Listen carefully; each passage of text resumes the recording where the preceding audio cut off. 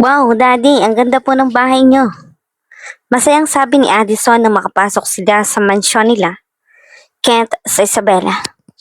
Doon muna sila manunuluyan hanggang sa tuluyan ng gumaling si Ara sa trauma nito. Isang buwan din sila doon bago tuluyang bumalik sa Manila. Nagustuhan niyo ba po? Alam niyo ba, dati pa namin gusto na magkaroon ng ingay ng mga bata dito. Malaki na kasi si daddy niyo at gusto na namin ng apo at ngayon, andito na kayo. Nakangiting sabi ng mama ni Kenneth. We love it, Grandma. It's so beautiful. Sabi ni Aiden habang patingin-tingin sa paligid. Tita, ang laki ng bahay niyo. Sabi ni Grace na ikinatawa lang ng mama ni Kenneth. Pinasadya talaga namin to for the future na kung sakali man na malaki na ang pamilya namin at ngayon andito na kayo. Sabi ng mama nito at hinagod naman ng asawa niya ang likod nito. Dahil alam niya na naalala na naman niya ang bunso nilang anak. Ito kasi talagang nag-request ng malaking bahay na iyon. At ito din ang nag-isip ng design at magiging itsura ng bahay. Napatingin ang mag-asawa sa kabuuan ng bahay. Naalala nila ang mga panahon na napakasaya pa nilang apat sa lugar na iyon. Napupuno ng tawang bahay dahil kay Kelly dahil likas na masiyahin ito. Sila ang nagbibigay ng saya sa pamilya nila. Ngunit ang lahat ng iyon ay binawi sa kanila sa isang iglap lamang. May mga guest room na pwede ninyong pag-stayan ng isang buwan dito. Sigurado ako na mag-enjoy kayo. Nakangiting sabi ni Kenneth habang ang iba naman ay busy sa pagtingin sa paligid. Lumapit naman sa kanila ang mama ni Ara. Magiging ayos lang naman si Ara, di ba? Sabi nito na ikinatingin ng tatlo sa kanila. Ma, oo naman, si Ara pa. Alam kong malakas iyon. Sabi ni Kenneth dito. Lumapit naman ang mama ni Kenneth sa kanya. Huwag mo munang kausapin si Ara, okay? Sige ka, baka mas lalong di gumaling iyon. Sabi nito sa kanya. Bakit hindi mo muna siya ilibot sa bahay, sweetie? Sabi ng asawa nito sa kanya. Kaya napatango naman ang mama ni Kenneth. Tama si Papa, ma. Sagot ni Kenneth. Sige, tara, dyan muna kayo. Naiwan silang mag-ama doon at napatingin lang sila sa paligid na umiingay na ngayon. I know Kelly will be happy. Sabi ng papa niya na ikinatango naman ni Kenneth. Sayang lang at dinakita ni Kelly ang kambal. Matagal na niyang iniintay na makita mga pamangkin niya sa akin. Sabi ni Kenneth kaya hinawakan naman ng papa niya ang balikat ni Kenneth kaya napatingin siya dito. Darating din ang araw na magbabayad din ang mga may gawa nito sa kanya. Pagsisigurado ng papa niya sa kanya na ikinatango ni Kenneth. I know pa, sa tingin ko malapit na. Sigurado ako na magkakakonektado ang tao na may gawa sa pagkamatay ni Kelly at sa pagkidnap kay Ara. Sabi ni Kenneth na ikinatingin ng papa niya sa kanya. Gusto niyang magtanong pa muli pero nanatili na lang niyang tikom ang bibig niya. May tiwala siya sa anak niya. Alam ko na kaya mo, Kenneth. May tiwala ako sa'yo. Napangiti naman si Kenneth dahil sinabi ng papa niya. Salamat pa. Maghintay ka at magbabayad din sila. Katulad ng plano nila, Noah at Lucas, ang aalis kasama ang ibang mga bantay but this time kasama na ako. Kayo naman ni Eldred at Rance ang may iwan dito.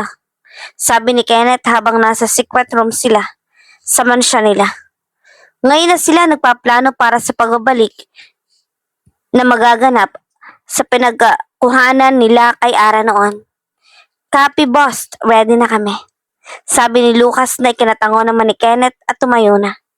Sundan niyo lang kami ni Eldred dahil baka may mga nakabantay doon. Sabi ni Kenneth dito na ikinatango ng dalawa. Sige boss, kami na ni Renz ang bahala dito. Tumayo na din ang dalawa at lumabas na sila. Alas 10 ng gabi at iyon ang tamang oras para umalis ng bahay at gawin ang mga pakay nila. Gabi silang nagplano para hindi na rin mahalata ng mga kasama nila na aalis sa mga ito. Agad na pumasok mga ito sa kotse at pinaandar papunta sa lugar kung saan nakita nila si Ara. Nakasunod sa kotse nila ang 3 pang kotse kung saan andoon ang mga tauhan nila. Boss, clear lahat, walang bantay doon. Narinig nila na sabi ni Eldred sa earpiece ng mga ito. Si Lucas ang magmamaneho ng kotse nila. Ilang minuto lang ang lumipas agad nang nakarating mga ito sa lugar na iyon. Eldred, do you have any clue kung saan ang pinaglagyan kay Ara? Sabi ni Kenneth dito at agad na kinalikot ni na Eldred ang computer. Boss, di ba sabi ni Ara, nasa ilalim sila. Posible na natabunan yon. Sabi ni Noah na ikinatango naman ni Kenneth. Search everything. Kapag may kahinahinala, sabihin niyo agad sa amin. Sabi ni Kenneth sa mga tauhan nila na ikinatango naman ng mga ito at mabilis na nagsikalat sa paligid. I found it, Kenneth. Napatigil silang 3 sa paglalakad ng magsalita si Renz sa earpiece. Diretso lang kayo dyan, sasabihin ko kapag hihinto na kayo. Muling sabi nito kaya naglakad sila. Diretso ng kalsada na iyon. Boss, di ba? Nakakapagtaka. Bakit wala man lang kahit na ano dito? Sabi ni Lucas na ikinatango naman ni Kenneth at nagmamasid lang sa paligid. Sharpen your eyes, find any kind of suspicious. Sabi ni Kenneth sa mga ito. Stop there, pumunta kayo sa loob ng kakahuyan. Meron kayong makikita na metal doon. Siguradong natatakpan nyo ng damo kaya linawan ninyo ang mga mata nyo. Sabi ni Renz at napagtanto niya na malamang nga ay natatakpan iyon ng halaman dahil ang gadget nila, Kenneth ang nakasagap sa metal na ando doon sa lupang iyon. Kasama na nila Kenneth ang mga tauhan nila sa pagpasok sa kakahuyan na iyon. Boss, over here. Agad silang pumunta sa isang tauhan na tumatawag sa kanila at pagtingin nila ay isa iyong bilog na bakal na alam niya na iyon ang tinutukoy ni Ara. Base na rin sa kwento nito. Bukasan niyo na, sabi ni Kenneth at agad na tumalima ang mga tauhan niya doon at tulong-tulong na binuksan iyon hanggang sa nagawa nila. Nagulat pa sila nang may umuusok na lumabas nang buksan nila ito. Freezer nga, boss, sabi ni Noah kaya agad na binuksan ni Kenneth ang bilog na daanan na iyon at malamig ang siyang sumalubong sa kanila. Pumasok na kayo, magpapatawag na ako ng mga pulis, sabi ni Kenneth na ginawa ng mga ito. Kompleto sila sa gamit dahil hindi sila pwedeng pumunta sa lugar na alam nilang mapanganib kung hindi sila handa. Kung may mga dala kang barel, syempre, kailangan mo ng bala para gumana ito. Boss, napatigil si Kenneth.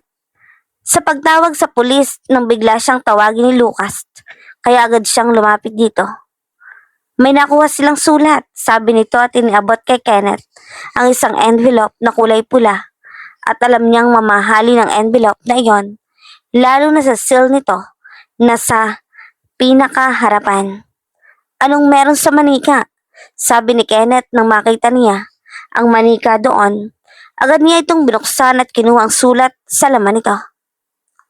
Halos tumigil na ang mundo niya dahil sa nabasa niya at agad nalukot ang papel na nabasa niya. Malamig na tumingin siya kay Lucas na ikinatras nito dahil sa takot. Anong sabi, boss? Utal sabi nito dahil sa kaba sa aura ng boss niya. Siguraduhin ninyo na may babalik sa pamilya nila ang mga bangkay na yan. Pagkatapos ay mag-usap-usap tayo sa bahay. Seryosong sabi ni Kenneth at tumalikod na dito para bumalik sa sasakyan. Si Lucas naman ay nakahinga lang ng maluwag nang umalis si Kenneth. Tumawag na si Kenneth sa pulis na kakilala niya doon at naupo sa loob ng kotse at napasandal doon. I will not let you touch her again. Magkakamatayan muna tayo. Galit pa na sabi ni Kenneth sa isip niya at muling naalala ang nakasulat sa nabasa niya. Nagustuhan mo ba ang paunang laro? Karen Kent DeVioux? Di ko akalain na matalino pala si Ara. Akalain mo yung nakaligtas pa siya? Well, sa susunod, sisiguraduhin kong mamamatay na siya. Your worst nightmare.